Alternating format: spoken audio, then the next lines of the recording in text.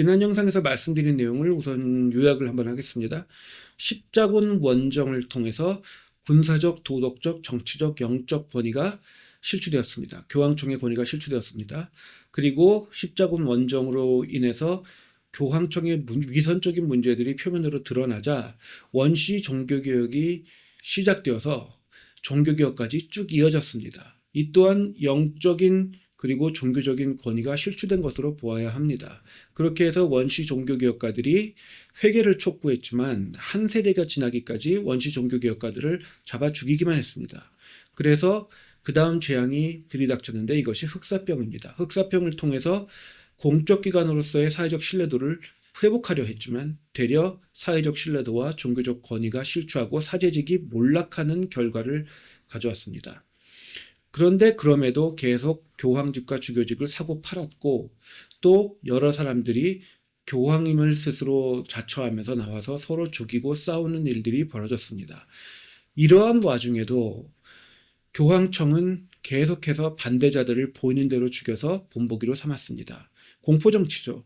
로마 제국과 또 북한과 같은. 그러니까 당연히 사람들이 등을 돌렸습니다. 보이는 족족 잡아 죽이니까 대놓고 저항은 안 했지만 그렇다고 동조하지도 않았던 거죠. 그래서 사람들이 이 등을 돌리는 것이 사람들이 이제는 종교적인 영역이 아니라 문화적인 영역으로 가서 로마 카톨릭 교회가 들어서기 이전의 문화에 관심을 기울이는 르네상스 문화운동으로 표출되었습니다.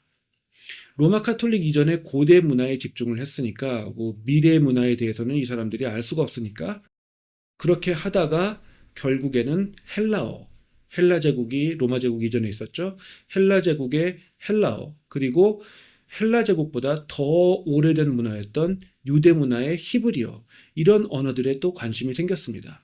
그래서 히브리어와 헬라어를 고대의 언어를 할 수 있는 사람들이 많아지자 원어 성경을 직접 읽는 종교 지도자들이 많아졌습니다. 그리고 이 사람들은 원시 종교개혁가들과 동의할 수밖에 없었죠. 교황청의 위선에 대해서. 그래서 원시 종교개혁은 이 동안에도 지속적으로 동력을 축적하고 있었고 마치 반기독교 사회운동인 측면만 있던 것처럼 이해되던 르네상스 운동을 통해서도 종교개혁의 동력이 축적되고 있었던 것입니다.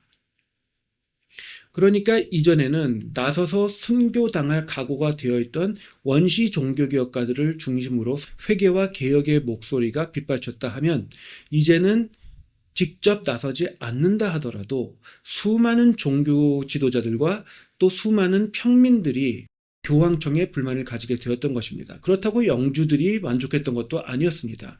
경제적으로 세금의 형식으로 너무 많이 뜯어가니까 또 이 교황청이 그 영주들을 임명했잖아요. 그러니까 이 임명을 하는 과정에서 뇌물이 오가고 타락을 하고 또 교황청에 잘 보여야 하고 그럼 정치적으로 여력이 소모가 되고 이러다 보니까 영주들이 불만을 가졌습니다. 결국에는 종교 지도자들과 영주들과 일반인들이 모두 교황청에 등을 돌린 겉으로는 아닌 척하지만 그러한 형국이 되었던 것입니다. 그런데 이렇게 열악한 상황에도 로마의 교황청은 성전 건축에 매진했습니다. 그리고 가장 중요했던 것은 로마의 성 베드로 성당의 그러니까 바티칸의 성 베드로 성당의 재건축이었죠. 그러니까 이것을 어떻게 이해를 하셔야 되냐면요. 교황이 전체주의식 독재자라고 하면 마리아는 부드러운 이미지를 제공해서 밸런스를 맞추잖아요. 그것처럼 원시 종교개혁가들을 보이는 족족 죽여서 본보기를 세우는 공포정치가 있었던 반면에 교황청을 매우 영광스러운 것으로 고귀한 것으로 포장하고 싶었던 겁니다. 그리고 그 포장의 수단으로 멋지고 거대하고 아주 휘황찬란하게 치장된 성전들을 만들려고 했던 거죠. 그런데 이 성전을 건축하려면 돈이 필요하잖아요. 그러니까 교회를 위한 덕행을 축적할 것을 강조했습니다. 이 교회를 위한 덕행을 축적해야 연옥에서 빨리 빠져나간다고 말씀을 드렸죠. 그 성경엔 있지도 않은 연옥. 그런데 덕행을 축적하는 방법 중에 하나가 교회에 기부를 하는 거였어요. 그래서 기부를 많이 하면 그 사람들에게 고맙다고 면죄부를 배부해 줬는데 그러니까 당신은 연옥에 오래 안 있고 빨리 탈출할 겁니다. 아니면 연옥을 아예 가지 않을 겁니다. 라는 그러한 면죄부를 배부를 했는데 이것도 타락을 안 했겠습니까? 그래서 면죄부의 판매를 시작했습니다. 로마 카톨릭 신도들한테 물어보면 이래요. 그건 종교개혁가들이 거짓말한 거고 면죄부를 그냥 나눠줬어. 이건 배부한 거야. 뭐 그냥 아무한테나 준 건 아니고 기부자들에게 면죄부를 배부했다가 이게 타락을 하니까 판매까지 간 겁니다. 그런데 독일 지역이 특히 극심했어요. 이 면죄부 판매가. 요한 테젤이라는 사람이 있었는데 이 독일 지역의 면죄부 판매를 담당했던 사람입니다. 이 사람은 아예 노골적으로 모금함의 동전 소리가 날 때 연옥에서 한 죄인이 풀려난다. 이러한 노골적인 구호를 외치면서 아예 면죄부 판매에 작정을 했어요. 근데 이 독일 지역에서 모이는 헌금이 로마의 여러 성전들 중에서도 로마에 다시 짓고 있는 베드로 성당, 성 베드로 성당 그쪽을 위한 것이었습니다. 이 당시에 마틴 루터는 신학교 학장이었으니까 이 불거지는 여러 문제들에 의해서 그리고 사람들이 일반적으로 불만을 가지는 여러 문제들에 대해서 그냥 넘어갈 수가 없었어요. 공적인 입장이니까. 그래서 교회문에 주요 안건을 게시해서 토론할 것을 제기했습니다. 이 당시 사회에서 사람들이 매주 교회에 한 번씩은 오잖아요. 그러니까 교회문에 주요 안건이 있으면 그냥 게시를 했어요. 이거는 별다른 의미가 있는 게 아니라 이런 안건이 있으니까 우리 모여서 한번 논의를 해보자. 이 정도의 그 의미밖에 없었어요. 반박문이라고 했지만 말이 반박이지 그냥 얘기해보자 이 얘기예요. 그래서 루터가 한 것이 그겁니다. 극심한 독일 지역의 면죄부 판매에 분노를 했고 루터 자신도 그래서 반박문을 올렸더니 반박문을 게시했더니 그 제자들이 반박문의 대부분을 정확히 말해 95개조를 인쇄해서 널리 퍼뜨렸습니다. 그리고 이게 큰 사회적 반향을 일으켰습니다. 그러니까 루터가 교황청에 사과하는 편지를 썼습니다. 교황청은 아니고 사실 교황권에, 그러니까 교황을 직속으로 섬기는 주교나 그런 사람들한테 편지를 썼어요. 그래서 한 말이 자기는 이렇게 큰 일을 만들려고 했던 것이 아니라 그냥 토론회를 열려고 했던 것이다. 그래서 이렇게 큰 일로 불거졌으니 좀 미안하다. 이런 식으로 말을 했습니다. 그러니까 교회 문에 반박문을 게시하는데 루터가 당당하게 가서 못으로 땅땅땅 받고 이건 아니에요. 그런데 또 어떤 사람들은 루터가 굉장히 겁이 많았다. 그래서 뭐 굉장히 떨면서 이렇게 편지를 썼다. 이렇게 말하는 것도 아닙니다. 왜냐하면 루터는 신학자였던 동시에 어거스틴 계열의 수도사였어요. 그러니까 어거스티니안 몽크였어요. 그러니까 어거스틴의 가르침을 따랐겠죠. 그런데 어거스틴이 했던 말 중에 창녀일지라도 교회는 나의 어머니다 이런 말이 있어요. 그러니까 교회에 잘못이 많더라도 불완전하더라도 함부로 뒤집어 엎고 이러면 안 된다는 거예요.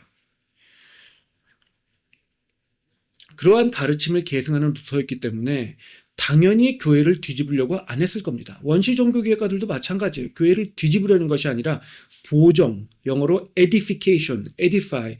신약 성경에 보면 은사들, 기프트의 목적을 기프트를 왜 주시느냐? 교회 공동체를 보정하기 위해서라고 신약 성경이 말을 합니다.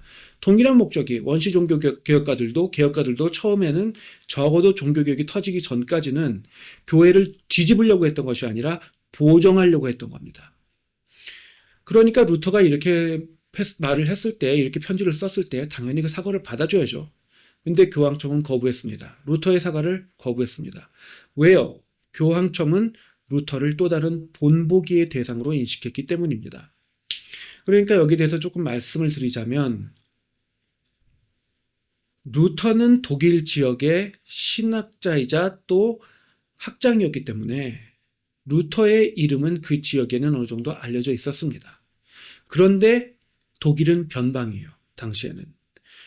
정말 위대하다 하는 토마스 아퀴나스 같은 신학자들은 다 로마에서 활동을 했던 거예요. 그러니까 교황청은 루터 같은 신학자 하나 잃는다고 해서 별로 잃을 것이 많지가 않아요. 그러나 이름은 어느 정도 알려져 있기 때문에 본보기의 대상으로는 좋았습니다. 또 면죄부 판매가 극심했던 독일에서 그 독일 지역에서 본보기를 세워서 그 지역을 눌러버리면 성전 건축을 위한 여러 성전들을 건축하기 위한 면죄부 판매에 촉진이 되었겠죠. 그러니까 교황청은 또 다른 공포정치의 본보기 대상으로 종교개혁가 또 하나 떴네 이렇게 생각을 했던 거예요. 그래서 교황청은 이 루터의 사과를 거부하고 아주 유명한 이단 사냥꾼을 파견합니다. 그런데 여기에 또 하나 변곡점이 있었어요. 독일의 요하네스 구텐베르크가 인쇄 기술을 혁신했습니다.